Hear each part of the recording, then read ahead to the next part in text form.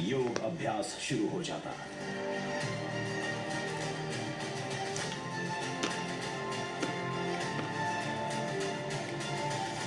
लाख कोशिश के बावजूद हम रफ्तार में योगी का साथ नहीं दे पा रहे थे। जिस सफर में हमें अब तक 3 दिन लग चुके थे, वो सफर सिद्ध योगियों के लिए चंद घंटों का होता है।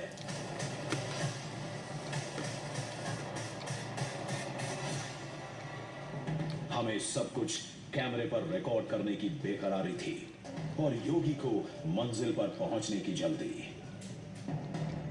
पहली बात पूछी कि जब शरद ऋतु आती है और पहला हिमपात होता है, हम इसको वैसे मानते हैं जैसे मान लीजिए हिमालय श्रृंगार कर रहा है, और इस स्थिति में हम जो निकट का सबसे ऊंचा पर्वत होता है वहां जाकर हम समय रहते साधना कर लेते हैं, अपना हठियों का अभ्यास करते हैं, अपनी विविध जो प्रणाली और प्रक्रिया है उसका अभ्यास करते हैं। लेकिन अगर आप इतने धीमे धीमे चलते रहेंगे तो मुझसे वो छूट जाएगा। हमें आगे कितने दूर जाना है? अभी तो हमें बहुत दूर जाना है, बहुत अधिक दूर। आप सोचिए कि यदि मुझे उस पर्वत पर पहुंचना है शिखर पे, तो मेरे लिए 2 दिन लगेंगे, और यदि आपकी गति देखूं तो इस तरह से 4 से 6 दिन लग जाएंगे।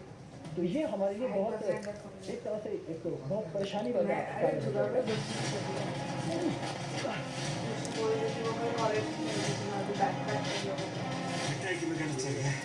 कैसे ऊपर जाना सुना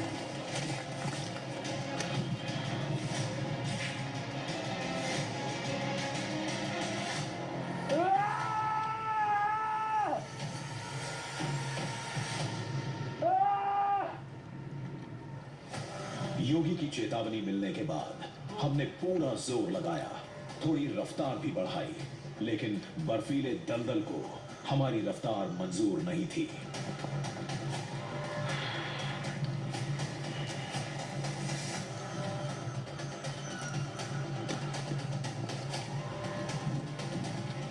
भूख और थकान से हालत खराब थी, लेकिन हमने हठ योगी का साथ नहीं छोड़ा।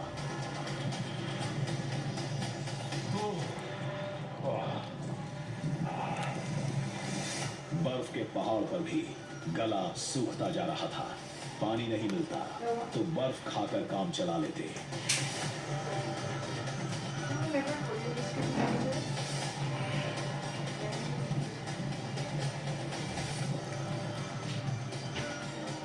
देखते देखते शाम ढलने लगी और सुरक्षित ठिकाना देखकर हमने सफर को आज के लिए विराम दे दिया।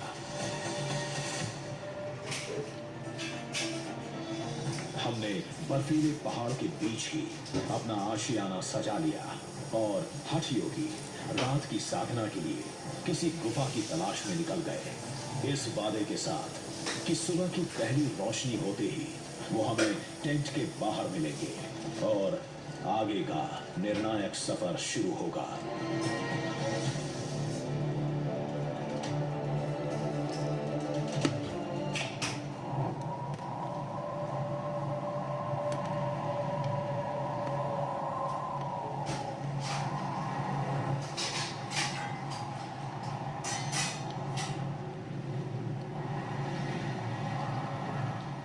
सुबह हो रही है, अब लग रहा है कि रात को फिर से बर्फबारी हुई है, जिसकी वजह से यहाँ बहुत गहराई तक बर्फ है।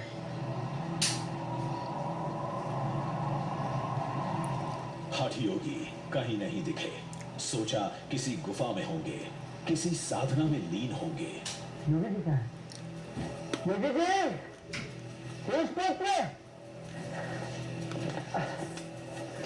योगी जी किधर गए? अरे गांव के निशान उनके दिख रहे हैं, लेकिन वो नजर नहीं आ रहे। योगी जी! पुत्र!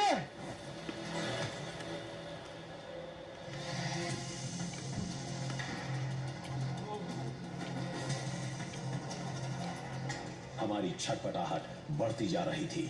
पुत्र! योगी जी! दिल बेचैन हो रहा था क्योंकि वादे के मुताबिक हठ योगी हमारे पास नहीं थे।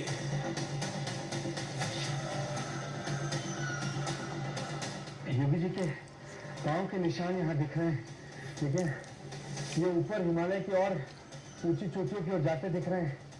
वो कहीं नजर नहीं आ रहे। शायद ऊपर जाना और कठिन होगा और चुनौतियों से भरा होगा। यही वजह है कि इसको तो हमें ऊपर लेकर जाना सही नहीं समझ रहे थे और उन्होंने हमें यही छोड़ना मुनासिब समझा है।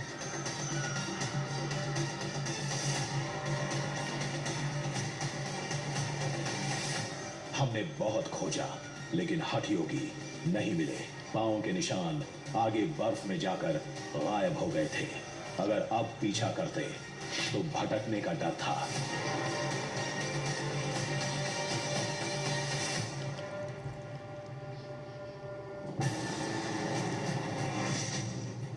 हम कोशिश करते, थोड़ा और आगे बढ़ते तो शायद योगी को खोज सकते थे, लेकिन शायद ये मुनासिब नहीं होता।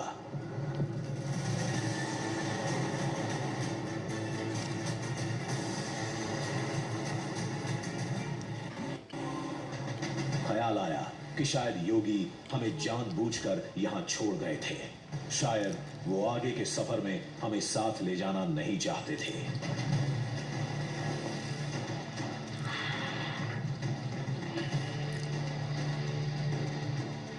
अपनी कहानी के लालच में एक योगी की साधना में खलल डालना हमें ठीक नहीं लगा। इसलिए कुछ घंटों तक इंतजार के बाद हमने हठ योगी का इंतजार करना बंद कर दिया और वापस लौटना बेहतर समझा। ये वो हिमालय है जहां लाखों ऋषियों ने, लाखों सिद्ध पुरुषों ने कड़ी तपस्या की और आपने देखा कि चाहे जंगल हो, चाहे पानी हो, चाहे बर्फ हो, किन कठिनाइयों से होकर गुजरना पड़ता है, तब जाकर कोई सिद्ध बनता है। और ये दृश्य हम आपके लिए लेकर आए हैं। हम यहां तक आए, यही हमारे दृश्यम के लिए काफी था। हमने भारत की जिस गौरवशाली परंपरा को दिखाने का वादा किया था, उसे हम पूरा कर चुके थे।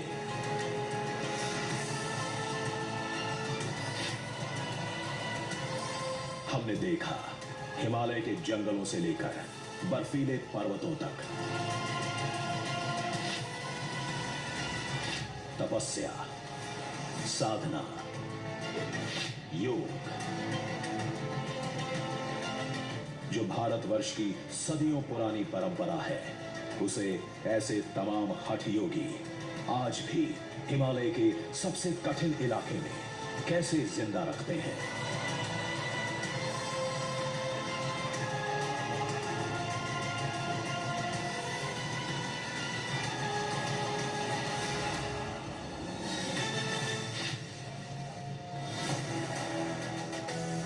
तीन दिन का सफर, खूबसूरत सफर हम कभी नहीं भूल पाएंगे।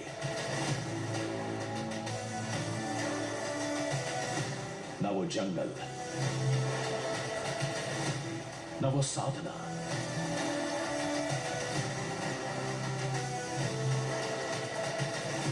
न वो योग,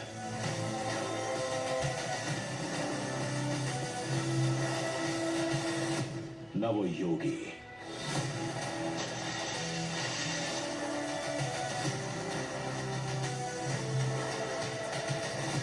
खैर, मुसाफिर हम भी हैं, मुसाफिर वो भी हैं। किसी न किसी मोड़ पर फिर मुलाकात होगी।